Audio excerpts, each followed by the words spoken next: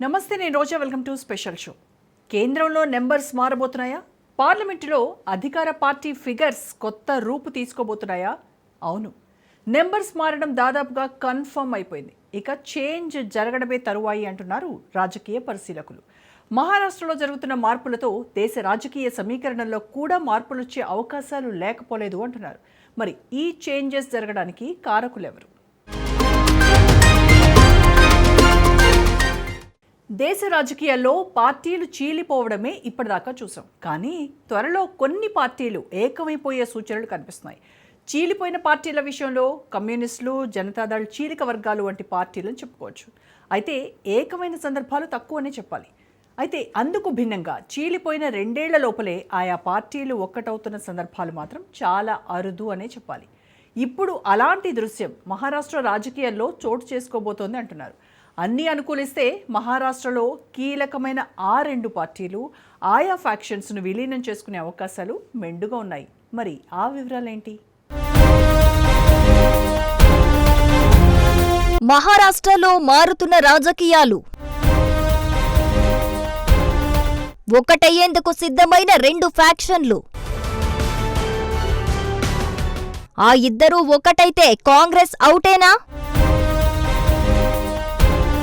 మహారాష్ట్రలో మహారాజకీయం హోరెత్తుతోంది. లోక్సభలో 288 సీట్ల సంఖ్యతో దేశంలోనే 3వ స్థానంలో ఉన్న మహారాష్ట్రలో గేమ్ మారబోతోంది. అందుకు ముఖ్యంగా అధికార శివసేనతో పాటు దాని చీలిక పార్టీ అయిన ఉద్ధవ్ ఫ్యాక్షన్, అలాగే అధికార నేషనలిస్ట్ కాంగ్రెస్ పార్టీతో పాటు దాని చీలిక వర్గమైన శరద్ పవార్ ఫ్యాక్షన్ ఒక్కటయ్యే ఛాన్సెస్ ఎక్కువవుతున్నాయన్న టాక్ ఢిల్లీలో మోతమోగుతోంది. దీంతో శరద్ పవార్ కు చెందిన 8 మంది ఎంపీలు ఎన్డీఏలో చేరేందుకు దాదాపుగా రంగం సిద్ధమైంది అంటున్నారు. దీంతో ఇప్పుడు ఎన్డీఏకు ఉన్న 293 సంఖ్య కాస్త ఈ 8 మంది కలిస్తే 301 అవుతుంది. అంటే 300 అనే ల్యాండ్ మార్క్ కాస్త దాటిపోతుంది. నిజానికి ఎన్నికలకు ముందు ఎన్డీఏ నేతలు అబ్ కీ బార్ 400 పార్ అనే నినాదంతో 400 సీట్లు ఖాయమంటూ చెప్పుకొచ్చారు. కానీ ఎన్డీఏ మొత్తానికి 293 దగ్గరే ఆగిపోయింది. అటు బీజేపీకి 240 సీట్ల దగ్గర బ్రేకులు పడ్డాయి. బీజేపీ ఎంపీల సంఖ్య 2019లో 303 చేరుకుని అందరినీ ఆశ్చర్యపరిచింది. అదే ఊపు కొనసాగుతుందని అంతా ఆశించారు.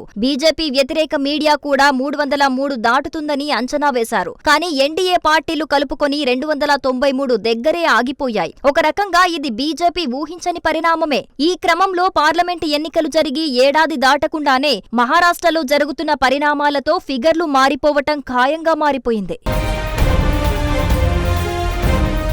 శరద్ పవార్ గ్రూపు ఎంపీలు ఎన్డీఏలో చేరాలంటే ముందుగా ఒరిజినల్ ఎన్సీపీలో చేరాలి. అప్పుడే వారు ఎన్డీఏలో భాగస్వాములవుతారు. అంటే శరద్ పవార్ తాను మొన్నటి వరకు నడిపించిన అసలు ఎన్సీపీలో తన గ్రూపును విలీనం చేయబోతున్నారన్నమాట.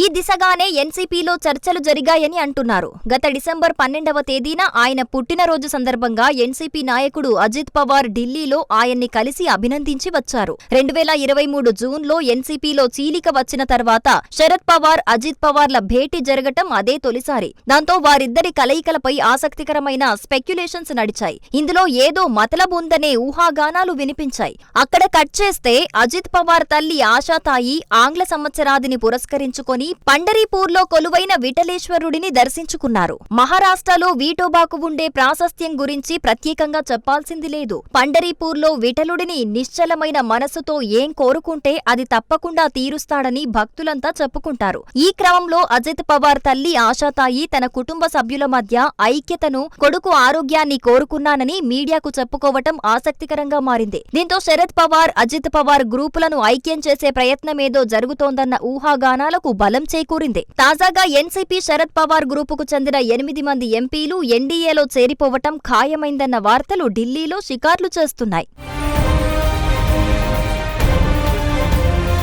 మహారాష్ట్రలో రాజకీయ దురంధరుడిగా పేరున్న శరద్ పవార్ మొన్నటి ఎన్నికల్లో పూర్తి డీలా పడిపోయారు. తాను తలపెట్టిన ఆపరేషన్ కు అసలు కనుచూపు మేరలో అవకాశమే కనిపించకుండా పోయింది. కాంగ్రెస్ నుంచి ఒకప్పుడు వేరుకుంపటి పెట్టుకున్న శరద్ పవార్ 2019 అసెంబ్లీ ఎన్నికల్లో తప్పటడుగులు వేశారు. కాంగ్రెస్ ఆపరేషన్ లో భాగస్వామిగా మారిపోయి ఉద్ధవ్ ను సీఎం చేస్తానని చెప్పి బీజేపీకి దక్కాల్సిన అవకాశాన్ని దక్కకుండా చేయటంలో సక్సెస్ అయ్యారు. కానీ ఆ తర్వాత బీజేపీ నేతలు వేసిన ఎదురుపాచికల ప్రభావాన్ని, పరిణామాన్ని ఊహించ భరించలేకపోయారు. దానికి ఫలితంగా తన పార్టీలో చీలికకు మూగసాక్షిగా ఉండాల్సొచ్చింది. తన అన్న కొడుకు అయిన అజిత్ పవార్ కు తన సొంత పార్టీని గుర్తును కోల్పోవాల్సొచ్చింది. పోనీ ఎన్నికల్లో ఏమైనా తన చరిష్మా పనిచేసి అద్భుతమైన ఫలితాలొచ్చాయా అంటే అదీ లేకుండా పోయింది. అందుకే ఇప్పుడు తన గ్రూపును తన పాత గ్రూపులో కలిపేసేందుకు ఈ మహారాష్ట్ర వృద్ధినేత అంగీకరించారట. అంటే శరద్ పవార్ త్వరలో ఇండియా అలియన్స్ కు గుడ్ బై చెప్పి ఎన్డీఏలోకి జంపు చేయటం ఖాయమైందన్నమాట.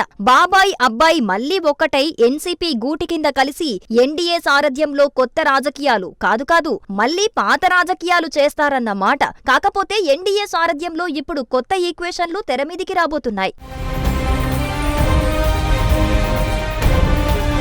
ఇక మహారాష్ట్ర రాజకీయాల్లో చెరగని ముద్ర వేసిన శివసేన కూడా తన పాత రూపును సంతరించుకోవటం దాదాపుగా ఖాయమైపోయింది. శివసేన ఫ్యాక్షన్ లో కూడా ఎంతో ఆసక్తికరమైన రాజకీయాలు తెరమీదికి రాబోతున్నాయి. అచ్చంగా ఎన్సీపీలో జరిగిన పరిణామాలే శివసేనలోనూ చోటు చేసుకోవటం విశేషం. ఇటీవల కొద్ది రోజుల క్రితం Maharashtra deputy CM Shiv Sena original group నాయకుడు ఏక్నాథ్ షిండే, అలాగే ఆ పార్టీకి చెందిన మరో ఫ్యాక్షన్ నాయకుడు ఉద్ధవ్ ఠాక్రే గోవాలో రహస్యంగా భేటీ అయినట్టు సమాచారం. వారి భేటీలోనే తన గ్రూపు పార్టీని శివసేనలో విలీనం చేయటానికి ఉద్ధవ్ అంగీకరించారని, అందుకు ఒప్పందాలు, తదుపరి ప్రణాళికలు, పార్టీలో పట్టు వంటి అంశాలపై చర్చ జరిగినట్టు సమాచారం. మొత్తానికి ఒక రకంగా శివసేన, ఎన్సీపీ వంటి రెండు కీలకమైన పార్టీల్లో ఈ భారీ మార్పులు మహారాష్ట్ర రాజకీయాల ఒరవడిని మార్చే అవకాశం ఉందంటున్నారు.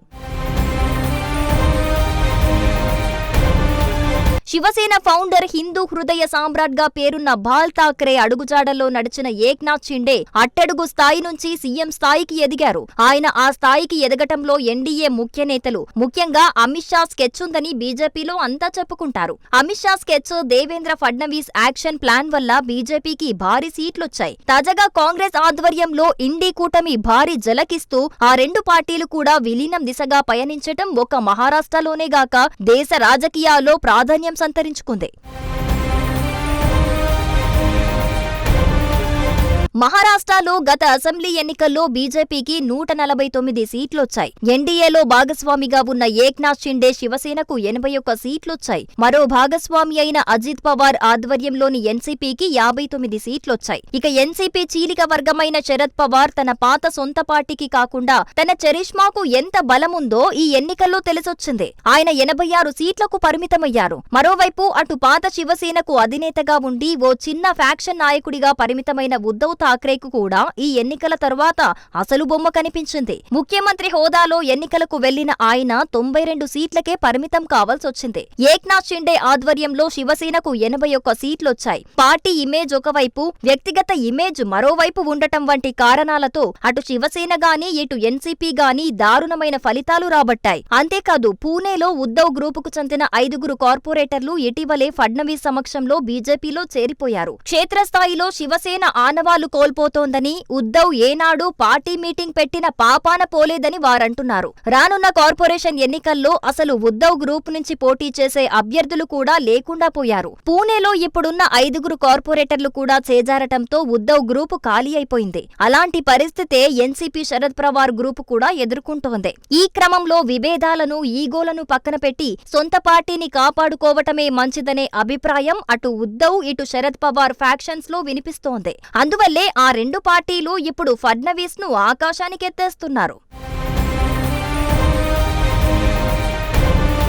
ముఖ్యమంత్రి దేవేంద్ర ఫడ్నవీస్ ను, ఆయన పనితీరును మాజీ ముఖ్యమంత్రి ఉద్ధవ్ ఠాక్రే విపరీతమైన పొగడ్తల్లో ముంచెత్తడం మహారాష్ట్ర రాజకీయాల్లో ఆసక్తికరంగా మారింది. ఇటీవల గడ్చిరోలి జిల్లాలో 10 మంది నక్సలైట్లు జనజీవన స్రవంతిలో కలవటం, అందుకోసం ఫడ్నవీస్ చొరవ చూపటంపై ఉద్ధవ్ ఎంతో బాగా స్పందించారు. 10 మంది సాయుధులైన నక్సలైట్లు జనజీవన స్రవంతిలో కలవటం తనను బాగా ఆకర్షించిందని, వారు భారత రాజ్యాంగాన్ని ఆమోదిస్తున్నామని ప్రతిజ్ఞ చేయటం మరింత బాగా నచ్చిందన్నారు ఉద్ధవ్. ఈ మేరకు శివసేన అధికార పత్రిక సామ్నాలో సంపాదకీయం రాస్తూ ఫడ్నవీస్ ను పొగడ్తల్లో ముంచెత్తారు. గడ్చిరోలిలో ఇకపై పరిశ్రమలు పోటెత్తుతాయని, పారిశ్రామిక రంగ ప్రగతికి దోహదపడుతుందని ఉద్ధవ్ ఆశాభావం వ్యక్తం చేశారు.